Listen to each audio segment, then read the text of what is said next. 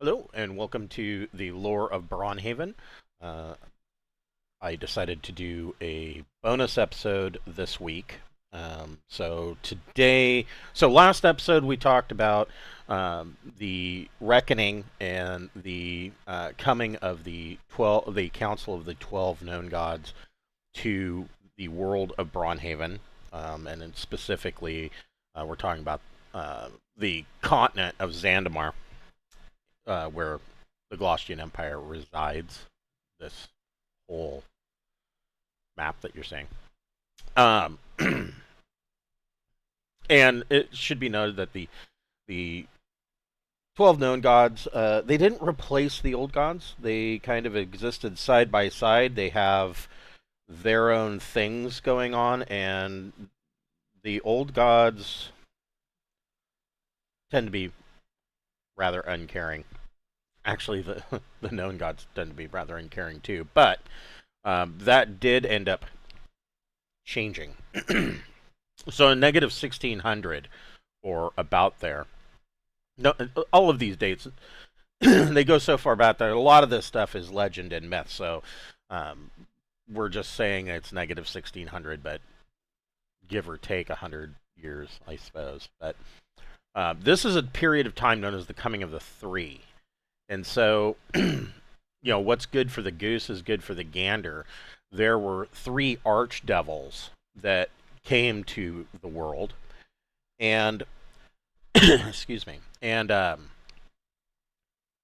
they had their own designs. Now, uh, Vuslux, the one god, the Crone Father, he was kicked out of the Stygian lair of hell, but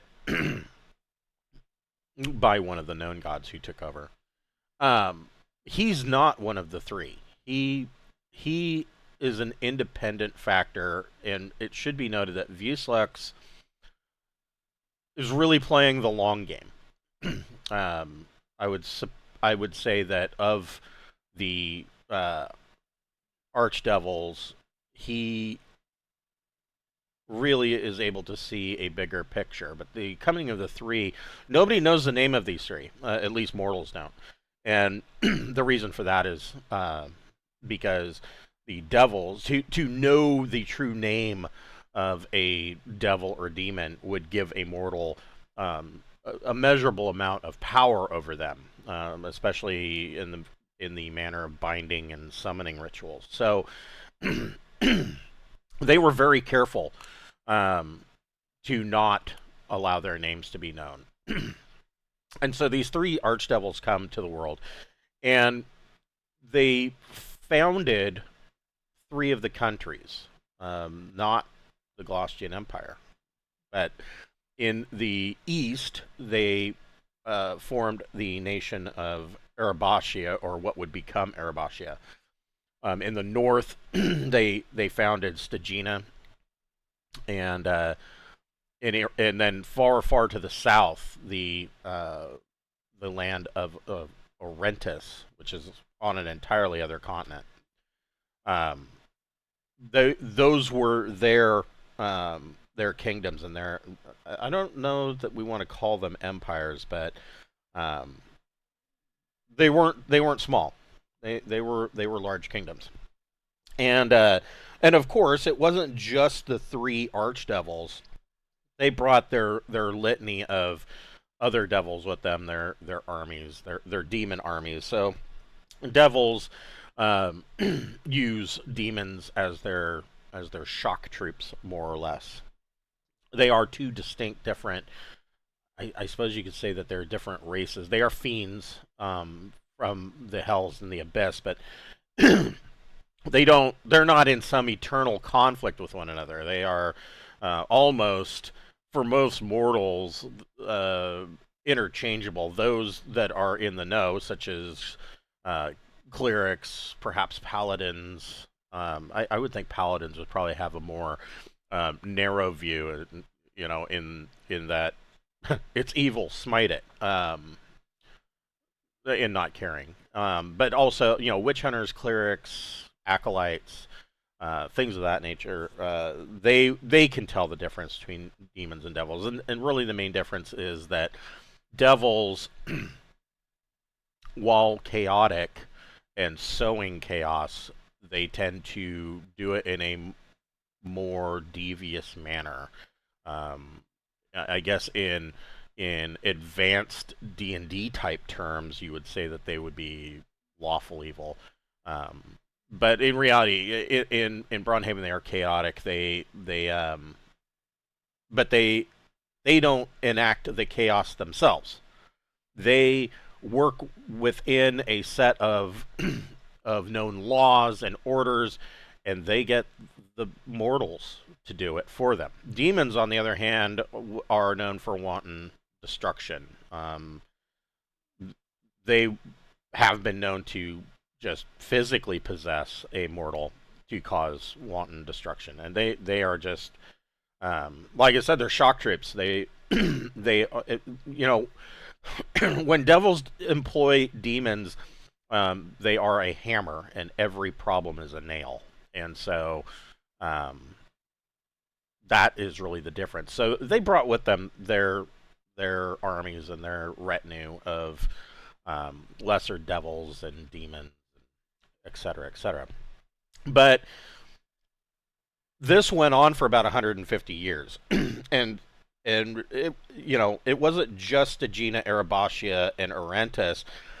Those were the three strongholds, but it pretty much caused problems over much of the world. There are a few pockets where perhaps they escaped the worst of it, but it in some way these three archdevils touch the lives of every person on the planet, and even the people in the mythic underworld. For instance, one of the demon god, she's not, she's worshipped as a goddess, but she's not. She is Arachnia. She kind of set herself up. She was a leader of a demonic horde of spiders and whatnot. She set herself up in the underworld, and the drow ended up following her. There was a division amongst the dwarves where some of their brethren were banished, I suppose, into the underworld as well, becoming the Durgar. So there was a lot of things going on, and so in Arabashia, one of the things that the archdevil that was ruling Arabashia did is he formed a alliance, so to speak, with the Jinn, and and really brought the Jinn into this world, and they exist to this day. The Jinn are still kind of the overriding pantheon in Arabashia. They are worshipped more than the gods, because they are more tangible. They are more easily accessible. With it, in the Glacian Empire, if you pray to, if you're just Joe Blow farmer, and you're not a cleric or a paladin or an acolyte, and you pray to the known gods or even to the old gods, it's unlikely that your prayers are going to be answered, because gods, and we touched on this before too, gods are omniscient. They are omnipotent, and mortals are specks. They are not something to be concerned with. They just don't care about your petty problems. Those problems might not be petty to you, but they just don't care. You are below ants to them, and they're not going to watch where they step. So in Arabashia, Jinn, you could rub the right lamp, a Jinn shows up, and because they are bound to the lamp, you you are given 3 wishes. And of course, a part of that is once the 3 wishes are granted, they're usually freed, which can be a whole other set of problems. So in Arabashia, you've got the Jinn that had kind of allied or were blackmailed by the archdevil there. In Stygina, some weird things were going on. So in Stygina, the archdevil there kind of started to do a eugenics program and was essentially breeding humans and giants. And I'm not quite sure how that worked out, but the result was the Styginian people went from being hardy nomadic humans to the Gargantua. There are still humans that live in Stygina, just normal, average, everyday humans, but the highest population of Stygina are Gargantuas, and they are known they're colloquially known as half giants. They are cousins of humans, and they are. The average Styginian is, your archetypical Styginian is 7 to 7.5 feet tall, bright red hair, built like a freight train, and that's their women. No. So yeah, they're large. They tend to lean towards the fighter and barbarian classes, but they're large lads. And they're not evil by any means. That should be emphasized, that they're not all inherently evil. The Styginians are just people, and who knows what the end goal for this archdevil was? Probably to create a advanced mortal army. Would be, I'm the writer, but that would be my guess. Down to the south, across the Dragon Sea, there was Orentis, and they were set up with really the archdevil to the south really set up the beginnings of an empire. Probably was the most successful, and they conquered many of the islands and lands around them, and they did that through, might makes right.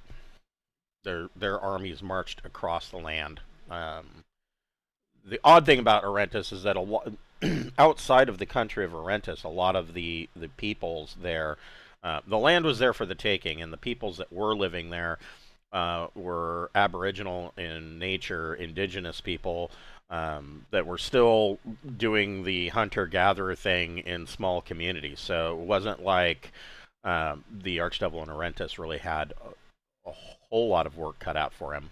It was more marching than anything else. Marching and genocide was a lot of it. There wasn't a whole lot of pushback for that. And so this went on for about 150 years. And the Council of the 12 Elder Gods sat up in their celestial palace and kind of watched this whole thing unfold before them. And of course, at first, being the gods, they were like, it's not that big of a deal. The mortals will figure it out. But the mortals didn't figure it out. The mortals fell one after another, and the problem was getting worse rather than working itself out. And so in negative 1450 or around there, the War of the Heavens came, and this is the first and only time that the Council of 12 Elder Gods decided to directly come down to the world and intervene in anything. direct conflict, and they came down, and their angels waged a rather serious war on the world, and it had a massive impact, probably as big of an impact as the reckoning itself. You know, where you had a collision of the planes. The War of the Heavens was a huge situation. In Arabashia, the war led to Arabashia basically being laid to waste. I mean, the entire nation, a huge swath of the continent of Zandamar was just razed. And to this day, that entire nation, the whole nation, and that area is a barren desert. And I say barren. There are oases and and whatnot, but most of what was there lays under the sand now. It was just laid to waste. In Stygina, the battle resulted, and I can actually kind of move this up. The battle in Stygina left the north kind of the opposite. It left the north a frozen wasteland, and opened up. So there was much more landmass to the north than there is today. Much of that was destroyed, and the Dragon Sea kind of flooded in, creating the Frosthelm Sea. And it is said that there's this volcano up to the northeast in the Frosthelm Sea. It is said that that was where the initial hammer strike of the gods came down, just obliterating that landmass, and what is left is this volcano that almost constantly is spewing lava. It erupts fairly frequently. Not, Mount St. Helens explosive eruption or Krakatoa kind of explosion, but it erupts and is constantly flooding the sea with lava.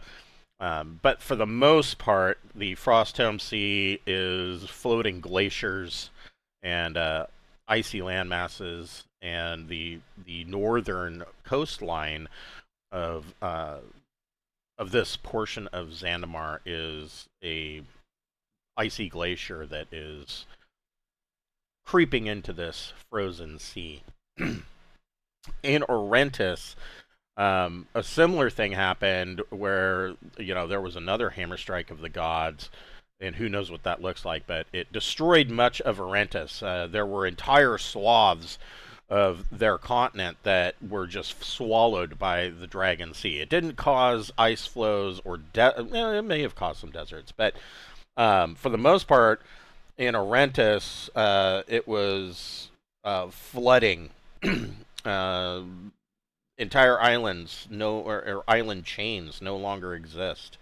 There's the possibility of another continent that just ceased to exist. It's now basically the floor of the eastern or southeastern southwestern ocean.